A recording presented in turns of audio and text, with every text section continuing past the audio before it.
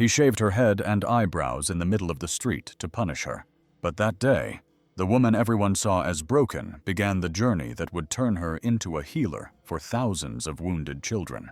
This is the story of how Maria Fernanda turned that humiliation into the beginning of her freedom. Luis Alberto's voice boomed like thunder, tearing through the air on the cobblestone street of the San Baltazar Campeche neighborhood in San Antonio. The morning had begun quietly, with a blue sky and thin clouds that barely veiled the sun. Warmth filled the old, worn facades of the neighborhood. The smell of baked bread wafted from the corner bakery and mingled with the faint scent of jacaranda flowers in bloom. It was Saturday, and most of the neighbors were at home with their windows open, letting the gentle breeze sweep through their homes. Maria Fernanda said nothing. She walked quickly, her gaze fixed on the ground, as if she could make herself invisible. She wore a simple dress with small flowers, and her brown hair was pulled back in a ponytail that fell over her right shoulder. Her face was tense and pale, her lips pressed together in fear that she already knew by heart. Luis Alberto was coming after her, furious, his fists clenched, breathing heavily. The neighbors heard him and saw him from their windows, some behind curtains, others leaning against their door frames. But no one moved, no one intervened in that neighborhood. Other people's problems were off limits. "Turn around when I'm talking to you," he shouted, and in 2 strides he reached her, grabbing her arm with such force that she let out a cry of pain. "Luis, please," she whispered without looking up. "Shut up. Don't tell me to shut up. You have no right to say anything." He pushed her violently, causing her to stagger. She fell to her knees on the Zarzamora Street cobblestones, her eyes full of tears that she no longer knew how to contain. The silence of the neighborhood became dense and uncomfortable. A dog barked in the distance from Mrs. Martha's house. Her knees were scraped raw from the friction, and her eyes filled with tears she no longer knew how to hold back. The silence in the neighborhood became thick and uncomfortable. From Mrs. Martha's house, the sound of a television could be heard, but no one turned down the volume, and no one came out. Luis Alberto took a worn black razor out of his back pocket, the kind he used to cut his hair on Sundays. In the bathroom, he held it up, showing it to her, and then to the neighbors as if it were a trophy. "You thought I wouldn't find out," he shouted. "Do you think I'm stupid? You slept with that teacher, didn't you? Really, Maria Fernanda?" "No, it's not true," she cried, trembling, her voice broken. He turned on the razor. The buzzing of the electric motor cut through the air like a knife, and then, without giving her time to react, he grabbed her by the braid and forced her to lift her face. She struggled and screamed, but she had no strength. He was blinded, beside himself. "This is so everyone can see who you really are," he shouted, and began to run the machine over her head. Her hair fell in thick strands sliding down her neck, sticking to her sweaty skin. The sound of the rake against her scalp mixed with her sobs, and the muffled murmurs of the neighbors who watched without moving, paralyzed by fear, by habit, by indifference. Maria Fernanda tried to cover herself, but he pushed her to the ground, pressing her head against the pavement with one hand, while continuing to shave her head with the other. The clippers squeaked as they hit the roots. Her braid lay next to her like a piece of dignity torn away without mercy. "I'm going to leave you as you deserve," he shouted. "Ugly bald woman, you're nothing but a whore." Tears clouded her vision, the physical pain mixed with shame, with humiliation, with the smell of Luis Alberto's sweat, and the blood that was beginning to flow from a scratch on her forehead. Not satisfied, he turned off the machine for a second, looked at her with disdain, and turned it back on. "Your eyebrows are missing. No one will have any doubt about who you are." She tried to cover her face, but he held her wrists with one hand as if they weighed nothing, brought the razor to her right eyebrow, and pulled it across in one stroke, then the other. Maria's face was unrecognizable, her head shaved, her eyebrows gone, her eyes swollen from crying, and an icy silence surrounding her completely. A small child was crying in the distance. His mother brought him in and closed the door. An elderly woman crossed herself behind her window. No one dared to speak. No one dared to call the police.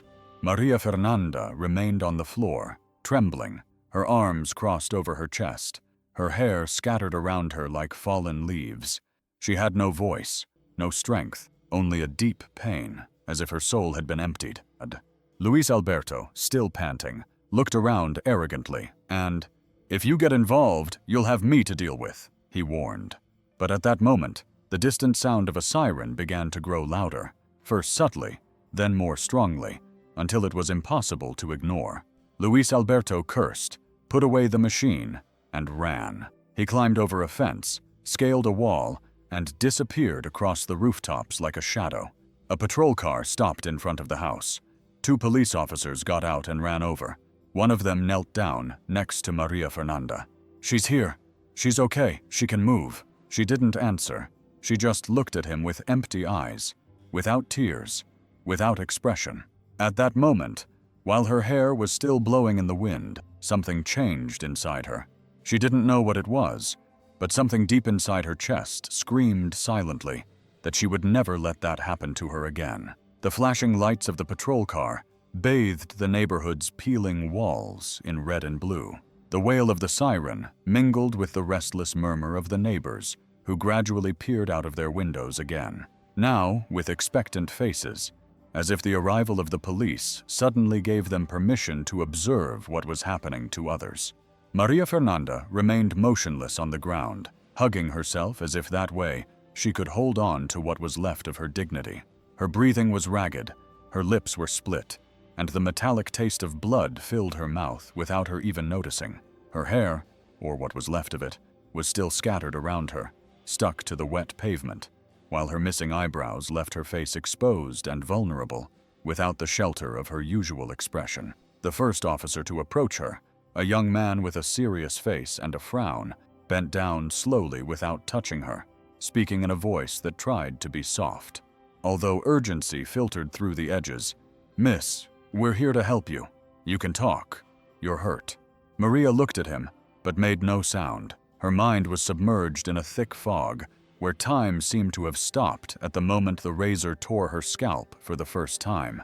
She could only hear the buzzing, that damn buzzing that barked in her ears even with the machine turned off. She blinked slowly, trying to understand. Where was she? Everything seemed distant, alien, as if she were witnessing her own misfortune from a place she couldn't identify. The other police officer approached the neighbors, who were now timidly coming out of their houses, some with their arms crossed, others still wiping their hands or shaking their clothes as if trying to hide their passivity. "Can anyone tell us what happened? Who was the attacker?" asked the officer in a firm voice. A heavy silence fell over the street. Everyone looked down. No one answered. Mrs. Marta, who for years had been known for knowing everything that happened on the block, came down one step from her porch, but said nothing. Her husband looked at her from inside the house and shook his head almost imperceptibly. She paused uncertainly and went back upstairs. "We didn't see anything, officer," finally replied an elderly man with his hands in his pockets. "We only heard screams, but when we came out there was no one there. Did anyone else see anything? Does anyone have cameras?" insisted the police officer. Everyone denied it, avoiding eye contact, offering tacit excuses, complicit silence. Luis Alberto had slipped away across the rooftops, and no one was willing to name him. Everyone knew who he was, but they also knew about his explosive temper, his violence, the threats he had made on more than one occasion, even against those who had nothing to do with him. And so, as always, omission was the most comfortable way to protect themselves. While the officers talked among themselves, Maria Fernanda tried to get up. Her legs and hands were shaking. She placed her palms on the ground, but slipped. One of the officers tried to help her, but she instinctively pulled away, as if that simple touch could cause her more pain. "I don't want to go to the hospital," she whispered in a faint voice. "I just want to get out of here." The police officer hesitated, looking at her with compassion, but also with helplessness. He knew he couldn't force her to receive medical help, especially in her emotional state. He offered to accompany her home, but she refused with a glance. "No, I don't want to go back there. Not now." They took her to the patrol car and sat her in the back, without handcuffs, without questions, just silence. The interior of the vehicle smelled of disinfectant and old sweat. Maria hugged her legs, closed her eyes, And for the first time in a long time, she didn't think about him. She thought about herself, about what she had just experienced, about how she felt, like a leaf, formless and powerless. Images flashed through her mind like flashes. The machine, the screams, the neighbor's stares, her hair falling like dead rain. And then, something different, a small, almost imperceptible spark, like a burning ember burning in the darkness. She can't go on like this, she thought for the first time without fear, not with force, and not yet, but with a certainty she had never felt before. Something inside her broke. Yes, but it wasn't just her dignity.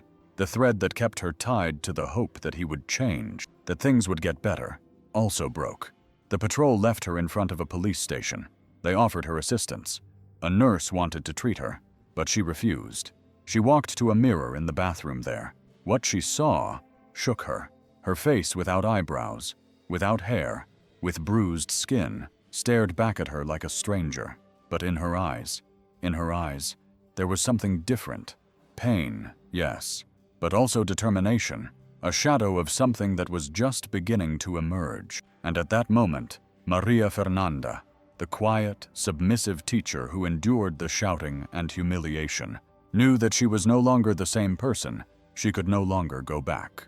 Maria Fernanda walked slowly along the uneven sidewalk, with her head down and an old sweatshirt covering what little hair she had left. The afternoon sun beat down on her with a warmth that contrasted brutally with the cold she felt inside. The neighborhood was the same smells of home cooking, the same sounds of children playing in the distance, the same everyday life that seemed she hadn't noticed or cared about the humiliation she had suffered 2 days earlier.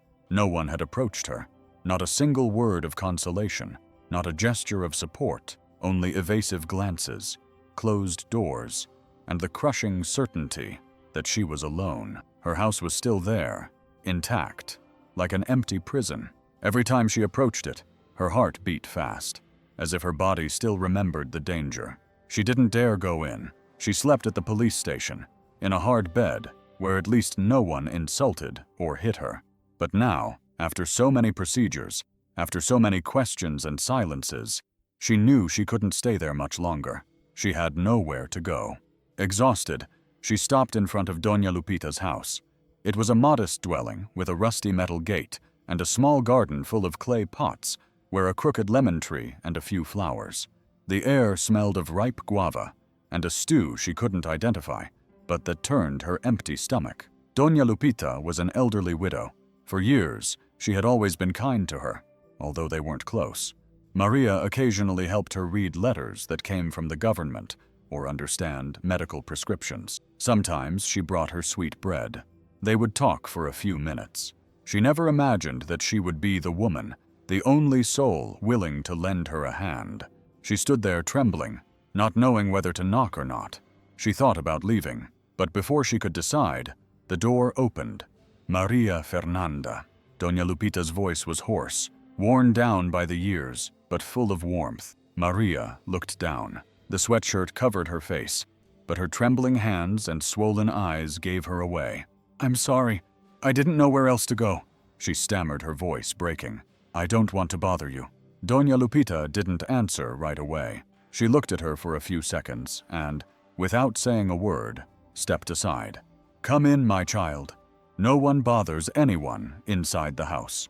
The air was warm, with the smell of chicken soup, incense, and fresh flowers. Everything was in order.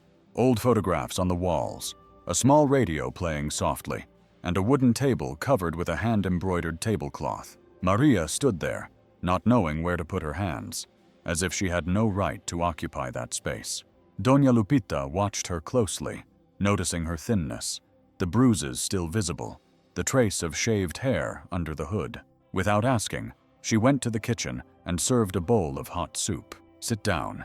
Eat slowly.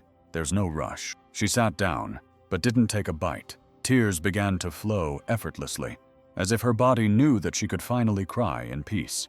She cried silently, without making a sound, while the spoon trembled between her fingers. Doña Lupita sat down in front of her without touching her, just watching her with the eyes of a mother, a grandmother, someone who knew pain and didn't need words to understand it. "You're safe here," she said firmly. "You heard me. No one is going to hurt you. You can stay as long as you need. You're not alone." Maria let go of the spoon and covered her face with her hands, and for the first time since that night, she felt she could breathe. That night, she slept in a strange bed, with clean sheets and the sound of the wind rocking the branches of the lemon tree outside the window. Before closing her eyes, Doña Lupita brought her a hot cup of tea and gently stroked her arm. "I was alone once too," she said. "When my husband died, no one helped me, only a neighbor, just like you. I will never forget her." Sometimes that's what life is about, helping each other among those of us who are left. Maria did not respond. The words would not come out, but inside her, something settled. It was not happiness, it was not peace, but it was a respite, a space where it did not hurt. And at that moment, that was all she needed. That night, while the city slept and the streets were quiet, Maria Fernanda dreamed of something she had not felt in years: security. And although she did not know it, that would be the first step toward a life that was just beginning to be reborn before continuing. We want to know more about you. Where are you listening from? Leave us a comment with the name of your city or country. We would love to know how far our stories are reaching. Maria Fernanda gradually got used to the sounds and rhythms of Doña Lupita's house. Mornings began early with the birds singing in the lemon tree and the hiss of the kettle heating water for coffee. The smell of toasted bread mixed with that of soap from the laundry, and the old radio always tuned to boleros or local news. The peaceful safety of Doña Lupita's home was, for Maria, each day an attempt to return to herself, to pick up the scattered pieces of her dignity. Her physical wounds healed slowly but steadily. She had learned to go out into the garden with her head covered by a cotton scarf, a gift from Doña Lupita, who said that a woman should feel beautiful even if it was only for herself. But the invisible wound still kept her on the edge of her own life, unable to see beyond the day to day. One cloudy afternoon, as the rain drummed softly on the tin roof, Maria sat in the living room with a book she had found on a shelf. She had picked up The Damaged Child by Torrey Hayden out of curiosity, without imagining what it would provoke in her. Before we continue, tell us in the comments if you believe emotional wounds can truly heal, and which moment in Maria's story has touched you the most so far. The first pages captivated her. Stories of wounded, confused children looking for someone to listen to them, someone to reach out to them. Doña Lupita watched her from the kitchen, where she was preparing a simple stew, and after a few minutes she approached, drying her hands with a cloth. "Do you like reading about psychology?" she asked with a discreet smile. Maria nodded without looking up from the book. I started to say, but her voice trembled. "I went through things too.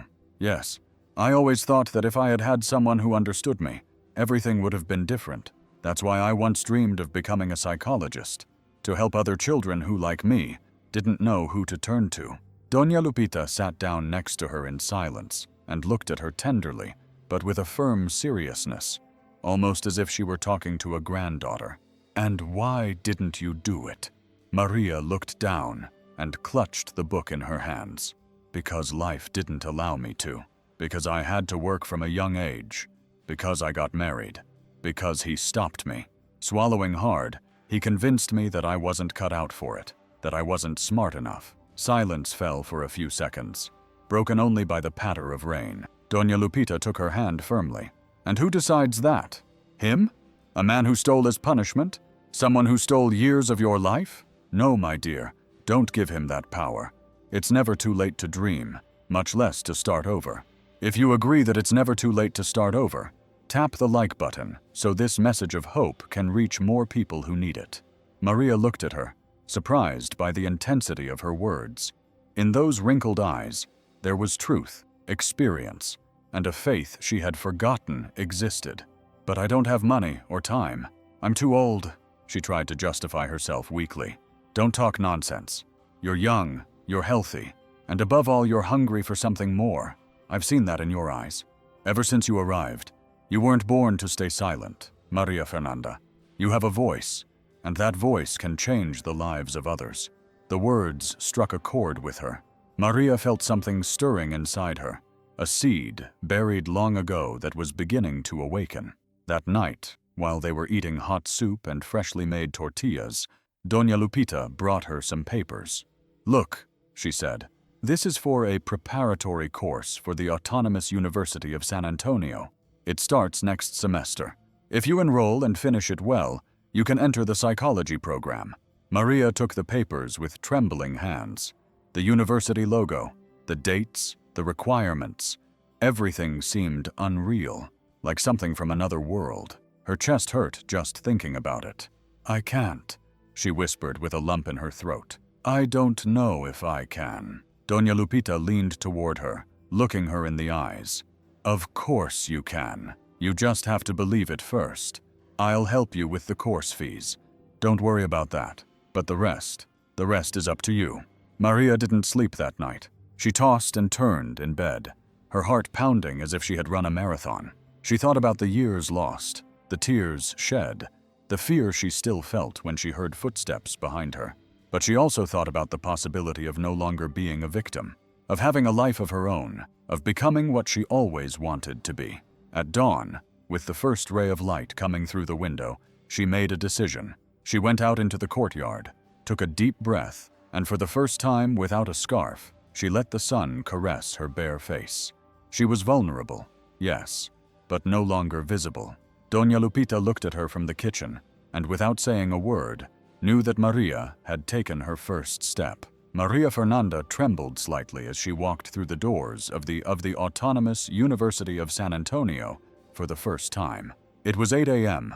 on a cloudy Monday, and the streets of the city buzzed with the usual hustle and bustle, impatient horns, hurried voices, and the smell of coffee escaping from the cafes near the university. But none of that could distract her from the sharp pain she felt in her stomach. The preparatory course had just begun, and she already felt like an imposter. She walked among 18 and 19-year-olds with backpacks on their backs, phones in their hands, and easy laughter. She, on the other hand, held a simple notebook with both hands, as if she needed to cling to something physical to keep from collapsing. She was dressed discreetly in simple jeans and a white blouse, her still short hair covered by a gray beret that Doña Lupita had given her, so that she would look intellectual, my daughter. Although grateful, she did not feel intellectual. Neither brave nor capable, the room was almost full. Maria sat in the back row, as close to the door as possible, in case fear forced her to run away. Her fingers sweated as she turned the pages of the blank notebook.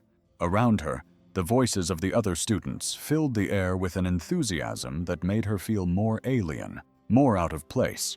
"Welcome to the preparatory course in child psychology," announced the teacher at the front.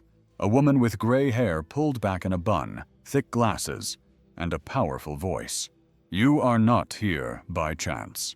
You are here because you have a vocation." The word vocation resonated in Maria like a distant echo. Did she have a vocation, or just desperation? Could someone who had been broken so many times dare to heal others? The first days were a monumental challenge. Fear paralyzed her at night. Insomnia was constant, and her head was filled with doubts. What if I fail? What if they humiliate me again? What right do I have to be here? But every morning before she left, Doña Lupita would make her cinnamon tea and leave a little note on the table, handwritten, clumsy, but full of affection. "Today is a good day to start over. You don't have to be perfect, just brave. Those who broke you don't deserve to decide who you are." Maria kept those notes in her bag like amulets, and when she felt fear overcoming her, she read them silently over and over again. Money was scarce, and Doña insisted on helping her, but Maria didn't want to be a burden. Walking through the historic center one Friday afternoon, she noticed a sign in the window of a small bookstore. "Part-time assistant wanted. Ask for Don Ernesto."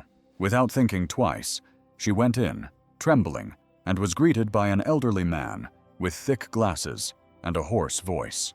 "You want to work here?" he asked suspiciously. "Yes, I learn quickly. I can organize, clean, and serve customers. I don't ask for much," she replied, looking at the floor. Don Ernesto examined her for a few seconds. Then, with a sigh, he extended his hand. "You start on Monday, but you must arrive on time, and take care of the books as if they were your children. Working in the bookstore became an unexpected refuge. Surrounded by books, Maria found calm. The smell of old paper, ink, and varnished wood offered a space where no one shouted or judged. Organizing shelves, recording sales, recommending books. These were simple tasks, but they gave her a purpose, an anchor in the evenings when she returned home. Doña Lupita waited for her with dinner ready. They talked about everything, the day, the customers, the classes. Little by little, Maria regained her laughter, although shy, although brief. And so the months passed, studying during the day, working in the afternoon, dreaming at night. The course evaluations were approaching, and with them, the pressure. She cried more than once in front of her notes, feeling incapable, foolish, defeated, but she always got up, wiped away her tears, and tried again. On the day of the final interview, she sat in front of a group of teachers, her nerves overflowing every fiber of her body. "Why do you want to study child psychology?" one of the teachers asked. Maria took a deep breath. She looked at the floor, then raised her head, and her voice still trembling, replied, "Because I know what it's like to be a wounded child, and because I don't want any child to feel as lonely as I did." Silence for a second or two, then a slight nod. 2 weeks later, she received the letter. She had been accepted. Maria Fernanda, the woman who a year ago didn't even have the strength to look at herself in the mirror, now had a new identity, university student. Doña Lupita cried with joy. She made tamales to celebrate and gave her a new backpack. "Now, my daughter," she said, hugging her tightly, "your real life begins." Maria smiled with tears in her eyes. For the first time, she believed it was possible. The notification arrived on a rainy morning, one of those days when the sky seems to want to collapse on the city, covering everything with a thick gray and a cold that penetrated to the bone. Maria Fernanda was sitting in the small garden of Doña Lupita's house, reviewing her class notes, when she heard the sound of the messenger's motorcycle parking in front of the gate. She looked up, her heart racing for no apparent reason, and went to the door. "Maria Fernanda Ruiz Lopez?" asked the young man holding an official brown envelope. "Yes, that's me," she replied, doubtfully. She signed the receipt with trembling hands and entered, feeling a weight on her chest that she already knew well, the feeling that something was about to change. She opened the envelope carefully but without delay, read it once, then again, and then she sat down, as if her legs could no longer support her. Alberto had been located. He was in custody, and the trial would be in 2 weeks. Doña Lupita, seeing her pale and speechless, sat down next to her, reading the letter over her shoulder. "It's about time," she said with firm calm. "Now it's time to put this behind us, my daughter." Maria did not respond. The words in the letter weighed like stones on her mind. For months she had tried to move on, to focus on her studies, on her work, on rebuilding her life. But now the possibility of facing that man, of looking him in the eye before the court, brought everything back. The pain, the fear, but also a silent rage that grew in the days that followed. Maria Fernanda hardly slept, reliving every scene, every word he had said, every blow, every look of contempt. She thought about the times she wanted to report him, but didn't have the strength. She thought about the night he threw her to the ground and pulled her hair, her identity. She thought about the neighbors who remained silent, the silence that surrounded her. But now she was no longer the quiet woman. There was a flame in her chest, and this time she was going to speak up. On the day of the trial, she got up early and dressed simply in black pants and a white blouse. Her hair, now grown to her shoulders, was pulled back in a discreet ponytail, with no adornments except for a pair of small earrings that Doña Lupita had given her as a good luck charm. "Look like who you are, Maria Fernanda," she said, taking her hand. "Not like the victim, but like the woman who stood up." Entering the courtroom was like walking through a corridor of painful memories. Each step echoed in her mind like a challenge. In the courtroom, the benches were occupied by a few familiar faces, a few silent neighbors, 1 or 2 local journalists. But what weighed most heavily was his presence. Luis Alberto was sitting on the other side of the room, handcuffed, with a cold, arrogant expression. His gaze met hers, and for a moment Maria felt a chill run down her spine, but she did not look away. She faced him, eye to eye, and for the first time she did not see the invincible monster, but a small, frightened man. When she was called to testify, she stood up with firm steps, climbed onto the stand, and took a deep breath. Her heart was beating fast, but there was silence in the room, as if time had stopped. "Mrs. Maria Fernanda Ruiz Lopez," said the judge, "you may recount what happened on the date indicated." She nodded, and then she began. The words came out slowly but firmly. She described the cycle of abuse, the screams, the control, the sick jealousy, the physical and psychological aggression, the assaults that had marked her. She recounted how she had lost her essence, how she had become a shadow within her own life. And then she recounted what happened that day.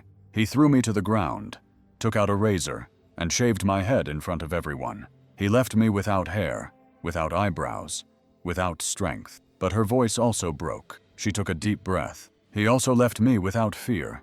There were murmurs. The judge asked for silence. Maria continued, "I thought I wasn't going to survive that I was going to die of shame, of pain, but it wasn't like that. And now I'm here, not to take revenge, but so that he won't hurt anyone else." Doña Lupita cried silently at the back of the room. The defense attorney tried to question Maria, insinuating that perhaps she had exaggerated, that perhaps there weren't enough witnesses. She just rolled up her sleeves and showed the scars, showed the photos taken by the police, showed the truth in her eyes. Hours later, the verdict was read. Luis Alberto Medina Torres was sentenced to 7 years in prison for the crimes of aggravated domestic violence, bodily harm, and assault on the dignity of the person. Maria did not listen. Her body relaxed, and tears began to fall. But this time, they were not tears of pain, they were tears of relief, tears that washed away years of silence, fear, and humiliation.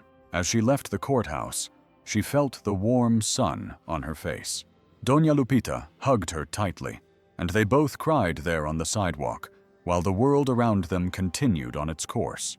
At that moment, Maria Fernanda felt something new, not the physical freedom of being away from him, but the freedom of finally being her own person. It happened quietly, like so many things in Maria Fernanda's life, without announcements, without grand gestures, without warnings. One October morning, when the leaves on the trees were beginning to turn ochre and the air felt colder, Doña Lupita did not come down to make coffee as usual. The lemon tree in the garden was still there, motionless, and the sun came in through the curtains with its warm light. But the house had a different silence, a thick, dense silence. Maria went upstairs with a cup of tea in her hands, as she did every day, and knocked softly on the door. "Is Doña Lupita awake?" There was no answer. She pushed the door open and found her asleep, wrapped in her favorite shawl, breathing with difficulty. Her face was pale and sweaty, and her body was trembling slightly. Maria exclaimed, setting the cup aside and immediately approaching her. The old woman's eyes opened with effort, and in them there was something different, a deep weariness, but also a peace that Maria had never seen before. "My time has come, my dear," she whispered in a barely audible voice. "Don't say that, let's go to the hospital. You'll be fine." Maria tried to hold back her tears, but she already felt a lump in her throat. "No, I don't want hospitals anymore. I don't want any more." She coughed slightly. "I just want you to know something." Maria took her cold, but still firm hand. "Tell me, you are my greatest joy, Maria Fernanda, my gift. My grandson left young, you know that. But God brought me to you. You are not alone. You never were." That was the last time Doña Lupita spoke. Hours later, while Maria cared for her in silence, her breathing became lighter, slower, until it simply stopped. Maria's crying was silent. There were no screams, no commotion, just a pain that tore her in two, an emptiness that settled in her chest like a stone. The woman who had rescued her from the bottom of the pit, who had believed in her when no one else did, was now leaving a hole where before there had been security. The funeral was intimate, with just a few neighbors and some distant relatives. Maria remained by the coffin the entire time, holding a letter that the old woman had left her, kept in a small wooden box along with some papers. That night, sitting on the bed where Doña Lupita slept, she opened the letter with trembling hands. The handwriting was uneven, but every word was imbued with affection. My dear, if you are reading this, it is because I have already left. Don't cry too much, for I am leaving happily. I just want you to know that I left something for you. It is some savings that I was keeping for my grandson, but since life did not allow me to do so, now they are yours. I want you to do what you have always dreamed of. Don't let anyone tell you that you can't. Promise me. I love you like a daughter.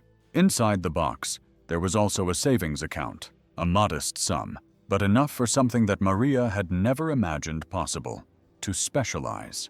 For days, the pain of absence paralyzed her. The house became enormous and empty without Doña Lupita's footsteps, her hoarse voice, or her sweet scoldings. But the letter was there, and with it, a calling, a legacy. Months later, after many sleepless nights, she decided to travel to Houston. She enrolled in a specialization in advanced child therapy and rented a modest little room near the campus. She worked in bookstores and cafes where she could study, writing by hand in the early hours of the morning, devouring books, remembering every word Doña Lupita had said, like a beacon, like an invisible force pushing her forward. It was amid the chaos of the capital, among the streets full of life, the constant sound of car horns and the crowded subway, that Maria found her full strength. She was no longer the frightened woman she had been before. She was someone on the move, driven by a love that went beyond death, by a promise she needed to fulfill. In every child she cared for during her clinical practice, she saw a reflection of herself, and in every small step forward, she felt the presence of Doña Lupita by her side, smiling. Grief turned into strength, loss became momentum, and the inheritance, much more than money, became a mission. 8,892 kilometers separated San Antonio from New York, but for Maria Fernanda, that distance meant much more than numbers. It was the definitive journey of a life that had been left behind, from a past of pain to a present full of possibilities. When she got off the plane, the air at John F. Kennedy International Airport seemed different to her, not only because of the cold breeze coming from the Mediterranean, but also because of the deep feeling that something inside her was finally in the right place.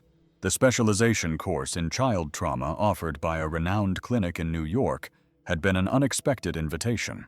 Her advisor in Houston, seeing her tireless dedication, recommended her name. "They need to know about your work," he told her. Maria hesitated, as always, but she had learned that when life opened a door, you had to walk through it, even if it was scary. New York welcomed her with narrow, charming streets, the salty smell of the sea, and the sound of mixed languages in the alleys of the Gothic Quarter. She shared a small apartment with 2 colleagues, both psychologists, and spent her days between seminars, case studies, and visits to the clinic. There she saw up close the universal wounds of childhood: refugee children, victims of war, abuse, loss. It was a mirror of what she herself had experienced, but on a global scale. But Maria was no longer the hesitant young woman from San Antonio. She spoke up at meetings, gave her opinion firmly, and above all, listened attentively. Her gift for hearing, for capturing in silence what many noticed. It earned her recognition. One afternoon, as she left the clinic, she stopped in front of the sea.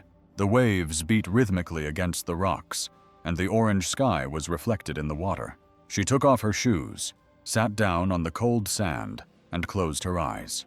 She missed her home, Doña Lupita, the streets of San Antonio, but she also felt something new: pride. For the first time, she was exactly where she wanted to be. 3 months later, she returned to Houston with another invitation in hand: an international project on childhood trauma in contexts of violence to be developed in California.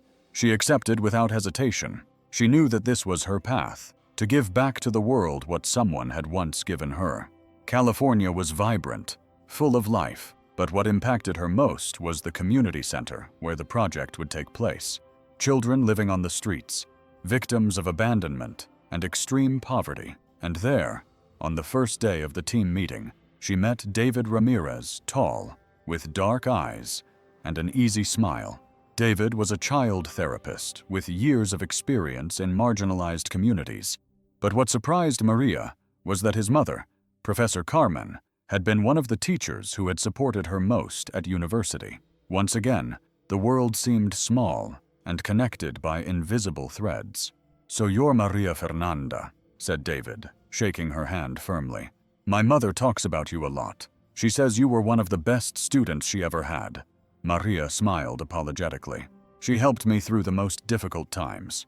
I'll never forget that." The connection between them was immediate. Not a sudden romance, but a kindred spirit. They worked together for weeks, developing a pioneering program that combined play therapy and community intervention in their encounters with children. Maria saw in him a rare sensitivity, and David, for his part, admired her strength and empathy. One night, after a long day, they sat in the center's courtyard eating simple tacos under a starry sky. Amid laughter and comfortable silences, David looked at her. "Honestly, did you ever think you'd be here?" David asked with a twinkle in his eyes. "No," he replied, "but sometimes life takes you exactly where you need to be." He smiled, and the silence that followed was not empty. It was full of possibilities. Maria felt deep in her heart that they were doing something, not just a new chapter in her career, but perhaps, calmly and without haste, something new in her heart as well. Maria Fernanda received the news by phone one afternoon while reviewing child evaluation reports in the small office she shared with David Ramirez inside the community center. The call was brief, direct, and emotionless. Luis Alberto Medina Torres had been released after serving his sentence. For a moment, everything around her seemed to stop. The distant sound of children's laughter, the soft clicking of her computer, even her own breathing. It was as if the past had suddenly tapped her on the shoulder, demanding attention. Maria hung up the phone slowly and remained motionless, staring at a fixed point on the wall. David, who had come in with 2 cups of coffee, noticed her expression. "Are you okay, Maria?" She looked at him, her eyes calm, without tears or tremors. Luis Alberto got out of prison. David set the cups on the table, approached her, and looked at her carefully, waiting for some sign of breakdown, but there was none. "Do you want to talk about it?" he asked gently. Maria took a deep breath, looked down at the document in her hands, and closed it. "I'm not afraid of it," she said firmly. "I just feel that now it's over." Everything ended that night. She walked alone along the California boardwalk. The lights of the street lamps reflected on the water, and the warm air caressed her face. She remembered the years of terror and humiliation, the sleepless nights, the silent crying. Now none of that weighed on her anymore. Her chest was free, her mind at peace. She had learned that closing cycles was not about forgetting or denying the pain, but about accepting it, integrating it, and moving forward. To do so completely, she made a decision. The next day, she enrolled in a therapy group for survivors of domestic violence. Not because she still felt broken, but because she wanted to share her journey with other women, to show that it is possible to climb out of the depths and rebuild yourself. And if you want to hear more real-life stories of courage and healing like Maria's, make sure to subscribe and stay with us for the next episodes. The sessions were intense, sometimes painful, but each story, each shared tear, brought the women closer together. Maria was no longer just a listener. She was a voice, an example. As the months passed, she allowed herself to live, made friends, went out dancing with her companions, laughed until she was breathless at impromptu picnics, and for the first time, she didn't apologize for being happy. David was increasingly present by her side. Maria felt something different, calm, no anxiety, no need to hide. He looked at her with respect, with admiration, and never pressured her. Their encounters became natural and spontaneous. Coffee after work, weekend walks, late-night conversations. One night on the terrace of the community center, David invited her to look at the stars. Maria said, staring at the sky, "I don't want to rush anything. I just wanted you to know that being with you is easy. I like just the way you are, that's all." She looked at him with shining eyes and smiled. "And I like you just the way you are," she replied sincerely. "And today I can say that I am not afraid to love again or to be happy." That simple, intimate moment changed something inside her. She was no longer a wounded woman. She was a survivor, an inspiration. Luis Alberto, a man who now lived in the past.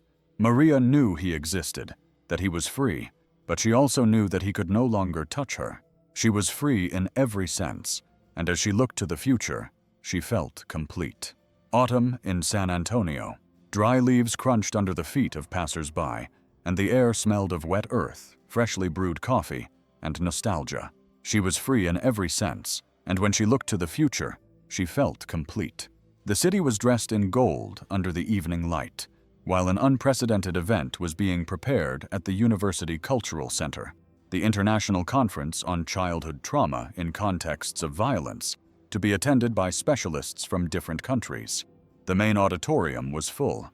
Hundreds of people, psychologists, teachers, students, social workers, occupied every seat, attentive to the stage illuminated by dim lights.